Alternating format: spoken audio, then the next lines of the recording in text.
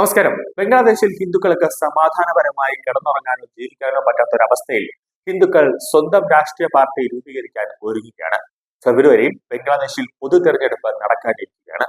രാജ്യത്തെ ഹിന്ദുക്കൾക്കെതിരായ ആക്രമണങ്ങൾ അത് തടയുന്നതിനായി ബംഗ്ലാദേശിലെ ഹിന്ദുക്കൾ ബംഗ്ലാദേശ് ന്യൂനപക്ഷ ജനതാ പാർട്ടി എന്ന പേരിൽ ഒരു രാഷ്ട്രീയ പാർട്ടി രൂപീകരിച്ചിരിക്കുകയാണ്. വരാനിരിക്കുന്ന തെരഞ്ഞെടുപ്പുകളിൽ പാർട്ടി 91 മണ്ഡലങ്ങളിൽ സ്ഥാനാർത്ഥികളെ നിർത്തും. ഹിന്ദുക്കളുടെ സംരക്ഷണത്തിനായി പ്രത്യേകമായി പ്രവർത്തിക്കുന്ന ഒരു രാഷ്ട്രീയ പാർട്ടിയും നിലവിൽ ബംഗ്ലാദേശിൽ ഇല്ലാത്തതിനാലാണ് ഈ തീരുമാനം ഇപ്പോൾ എടുത്തിട്ടുള്ളത്. 20% 60% ഇടയിൽ ഹിന്ദു വോട്ടർ ജനസംഖ്യയുള്ള മണ്ഡലങ്ങൾക്കാണ് മുൻഗണന നൽകിയിട്ടുള്ളതെന്ന് പാർട്ടി പ്രസിഡന്റ് സുകൃതി കുമാർ മോഡേൽ വ്യക്തമാക്കി. 300-ൽ 40 മുതൽ 45 വരെ സീറ്റുകൾ നേടാനും പാർലമെന്റിൽ ന്യൂനപക്ഷങ്ങളുടെ പ്രശ്നങ്ങൾ ഉന്നയിക്കാനും ഞങ്ങൾ ദൃഢനിശ്ചയം ചെയ്തിട്ടുണ്ടെന്നാണ് അദ്ദേഹം പറഞ്ഞത്. ബംഗ്ലാദേശിനോടുള്ള ഇന്ത്യയുടെ നയം ഇപ്പോൾ മാറ്റേണ്ടതുണ്ട് എന്ന് സുകൃതി കുമാർ മൊണ്ടേൽ പറയുന്നുണ്ട്. ഷെയ്ഖ് ഹസീനയുടെ അവാമി ലീഗിനെ മാത്രം പിന്തുണയ്ക്കുന്നതിന് പകരം ബംഗ്ലാദേശിലെ ഹിന്ദു ലക്ഷ്യത്തെ ഇന്ത്യ നേരിട്ട് പിന്തുണയ്ക്കണം. ഇന്ത്യ നിലപാട് മാറ്റിയാൽ മാത്രമേ ബംഗ്ലാദേശിലെ മറ്റു മുഖ്യധാര രാഷ്ട്രീയ പാർട്ടികൾ ഹിന്ദു വിഷയങ്ങൾ ഗൗരവമായി ഏറ്റെടുക്കൂ എന്നാണ് അദ്ദേഹം പറയുന്നത്. BNPയുമായോ ജമാഅത്തെ ഇസ്ലാമിയുമായോ സഖ്യം പരിഗണിക്കുന്നു. ഹിന്ദുക്കളുടെ സുരക്ഷ ഉറപ്പാക്കാൻ ബംഗ്ലാദേശ് ന്യൂനപക്ഷ ജനതാ പാർട്ടി ഏത് മുഖ്യധാര രാഷ്ട്രീയ പാർട്ടിയുമായും സഖ്യമുണ്ടാക്കാൻ തയ്യാറാണെന്നും മൊണ്ടേൽ പറഞ്ഞു.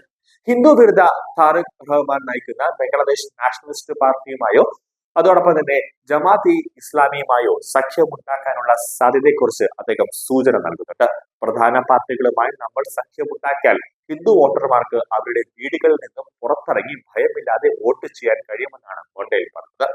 പാർട്ടിയുടെ അജണ്ട ബംഗ്ലാദേശിനെ യഥാർത്ഥ മതേതരമാക്കുക, രാജ്യത്തെ 5 പ്രവിശ്യമായി വിഭജിക്കുക, ഒരു ഫെഡറൽ സംവിധാനം നടപ്പിലാക്കുക, സ്കൂൾ പാഠപുസ്തകങ്ങളിൽ ശാസ്ത്രീയവും അതോടൊപ്പം തന്നെ മതേതരവുമായ ചിന്തകൾ ഉൾപ്പെടുത്തി ഓരോ പ്രവിശ്യയുടെയും ഭരണഘടനാ അവകാശങ്ങൾ സംരക്ഷിക്കുക, ന്യൂനപക്ഷങ്ങൾക്ക് തുല്യ അവകാശങ്ങളും നീതിയും ഉറപ്പാക്കുക എന്നിവയാണ് ബംഗ്ലാദേശ് ന്യൂനപക്ഷ ജനതാ പാർട്ടിയുടെ ആവശ്യങ്ങൾ. സജീവ രാഷ്ട്രീയ പങ്കാളിത്തം മാത്രമാണ് ഹിന്ദുക്കളുടെ മുന്നിലുള്ള ഏക പോംവഴി. മൊണ്ടേലിന്റെ അഭിപ്രായത്തിൽ ഏകദേശം 2.5 കോടി ഹിന്ദുക്കൾ ഇന്നും ബംഗ്ലാദേശിൽ താമസിക്കുന്നുണ്ട്. ശത്രു സ്വത്ത് നിയമം പോലുള്ള നിയമങ്ങൾ ഹിന്ദുക്കളുടെ ഭൂമിയും സ്വത്തും പിടിച്ചെടുക്കാൻ ഉപയോഗിച്ചിട്ടുണ്ട്. ഇതെല്ലാം അവസാനിപ്പിക്കാൻ മുഖ്യധാര രാഷ്ട്രീയത്തിൽ ഹിന്ദുക്കളുടെ സജീവ പങ്കാളിത്തം മാത്രമാണ് ഏക പോംവഴി.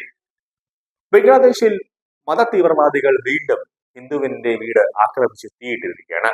ഫിറോസ്പൂർ ജില്ലയിലാണ് സംഭവം നടന്നത്. മത തീവ്രവാദികളായ മുസ്ലിമുകൾ പലാഷ് ഖാന്തി സാഹ എന്നയാളുടെ വീട് വളഞ്ഞ് എല്ലാവരും ഉറങ്ങിക്കിടക്കുമ്പോഴാണ് തീയിട്ടത്. പുറത്തുനിന്ന് കൂട്ടുകയും തുടർന്ന് വീടിന് മൊത്തം തീയിടുകയായിരുന്നു. ചിറ്റാഗോങ്ങിലെ റൗസാൻ പ്രദേശത്തും സമാനമായി അതിരാവിലെ ഹിന്ദു വീടുകൾക്ക് തീയിട്ടിരുന്നു. രാജ്യത്ത് ശേഷിക്കുന്ന എല്ലാ ഹിന്ദുക്കളുടെയും വീടുകൾ ഇതേ രീതിയിൽ കത്തിക്കാൻ ജിഹാദികൾ ശ്രമിച്ചുകൊണ്ടിരിക്കുകയാണ്. ആളുകൾ ഉറങ്ങിക്കിടക്കുമ്പോൾ അവരെ ജീവനോടെ ചുട്ടരിക്കുക എന്ന ഉദ്ദേശത്തോടെ മനഃപൂർവ്വം തീയിടുന്നതാണ്. ഡിസംബർ 27 രാവിലെ 6 മണിയോടെ ദുമൂരിയ ഗ്രാമത്തിലാണ് സംഭവം നടന്നത്.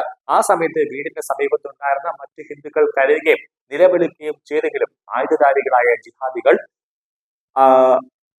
അതത് ജിഹാദികളെ കീഴ്പ്പെടുത്താൻ ഹിന്ദുക്കൾക്ക് കഴിഞ്ഞില്ല. സഹാ കുടുംബത്തിലെ അംഗങ്ങൾ എങ്ങനെയോ സ്വയം രക്ഷപ്പെടുകയായിരുന്നു. ബംഗ്ലാദേശിൽ ഹിന്ദുക്കൾ പൂർണ്ണമായും തുടച്ചു നീക്കപ്പെടുന്നത് വരെ ഇത് തുടരുമെന്നാണ് ജിഹാദികൾ പറയുന്നത്. ഇന്ത്യയിലും ലോകമെമ്പാടുമുള്ള ഹിന്ദുക്കൾ നിഷ്ക്രിയരായി തുടരുകയാണെങ്കിൽ ഇത് യാതൊരു നിയന്ത്രണമില്ലാതെ നടപ്പിലാക്കുമെന്നതിൽ എനിക്ക് യാതൊരു സംശയവുമില്ല എന്ന് തന്നെയാണ് പറയുന്നത്. അതായത് ജിഹാദികൾ കരുതിക്കൂട്ടി ഹിന്ദുക്കളെ ആക്രമിക്കുക എന്ന ലക്ഷ്യമാണ് ഇപ്പോൾ കാണുന്നത്.